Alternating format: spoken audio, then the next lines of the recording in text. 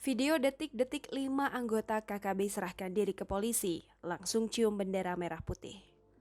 Sebanyak 5 anggota kelompok kriminal bersenjata atau KKB di Kabupaten Kepulauan Yapen, Papua, menyerahkan diri ke polisi. Saat menyerahkan diri ke polisi, 5 anggota KKB ini juga menyerahkan 4 pucuk senjata api rakitan serta belasan butir peluru. Kelima anggota KKB ini merupakan anak buah dari Rudi Orare selaku Panglima KKB di wilayah Distrik Angkai Sera Kepulauan Yapen, Papua. Rudi Orare sendiri sebelumnya dikabarkan telah tewas pada tahun 2014 silam.